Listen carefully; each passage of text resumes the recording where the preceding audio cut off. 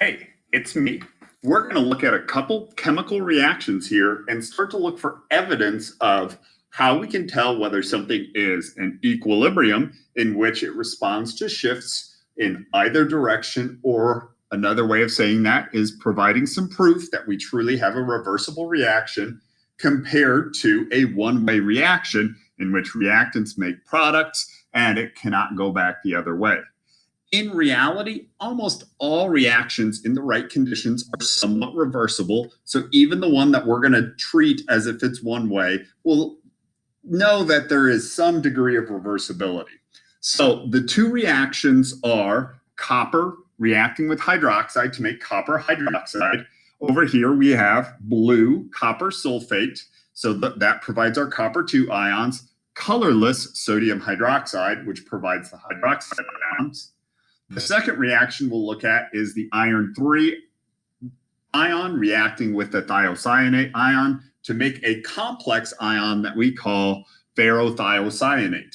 So the iron is the orangish, the colorless solution here is thiocyanate. So what I'm going to do is put some of these reactants into each of these, kind of setting up what would be my equilibrium or my reaction system in each case. So each of these will get some copper and some hydroxide. So that will show me when I have, and in this case, a 1-to-1 ratio, more or less, of copper and of hydroxide. What does the product of copper hydroxide look like? Even though we're doing this very kind of fast and loose or sloppy, we can see that by using about the same amount of everything in each tube, we've created this similar color or similar amount of copper hydroxide in each of our test tubes. I know that this isn't perfect, but I'll kind of pick them up for us to compare in color. That's going to be the way that we can see how much reactant or product we have by understanding a light blue copper, a colorless hydroxide, and a darker blue cloudy copper hydroxide.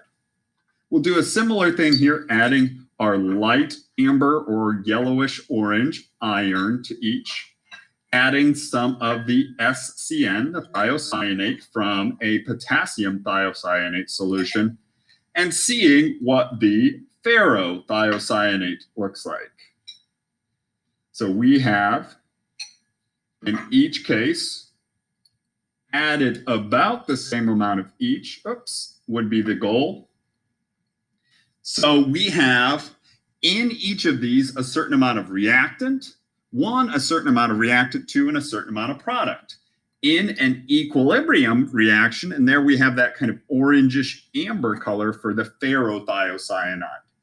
In an equilibrium reaction, what would happen if I added more reactants is when I added more copper, that would throw my equilibrium off, stressing it, forcing me to make more product. When I add more hydroxide, that would stress it, throwing off the equilibrium, causing it to shift to make more hydroxide. The same result in both cases, because more reactant throws off the K ratio, causing it to shift to get back to that same ratio. For ferrothiocyanate, same idea. If I add more iron, I should have evidence of making more product. If I add more thiocyanate, I should have evidence of making more product. So this first one, we're going to keep kind of as our reference. That's the shade of blue. When I put in more copper, we'll see what happens. When I put in more hydroxide, and that one's not kind as full. We're going to see what happens. And as we compare those three, what we'll see is from here to here, when I added more reactant, I didn't see a significant color change, even though I was actually putting in more of the bluish solution. And we can even see it in this video. The second one does get darker. So that means that adding one of the reactants did not yield any more products, but adding the other reactant did. With our iron nitrate solution, we're going to do something similar. We're going to keep that as our amber color standard. We're going to add some iron to this first one. we're going to add some of the thiocyanate to the second one. And we're going to see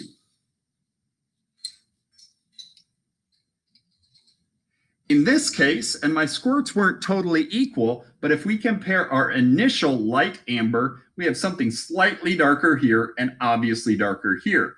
So in this, and maybe the evidence isn't great here, so I'm going to do this one again. Let me grab a fresh pipette.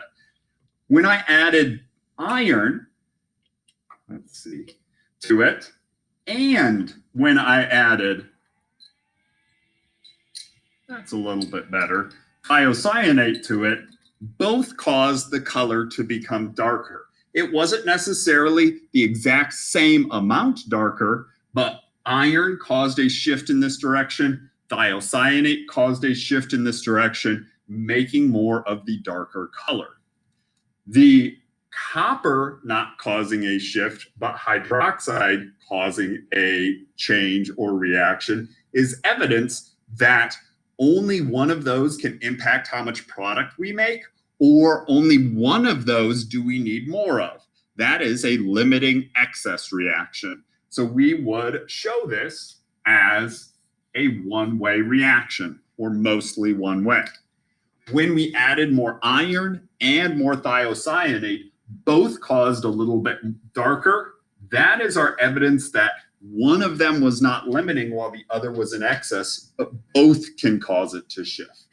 So for the rest of the experiments in this lab, what we're looking for is evidence of initial colors that tell us how much reactant and product we have, and evidence of final colors that tell us how much the amount of reactant or product has changed, increased or decreased as a result of the stress, to see how the addition or removal of reactants, the addition or removal of products, and then you'll even see later in the lab the change in temperature or pressure, how that can cause it to shift one way or another.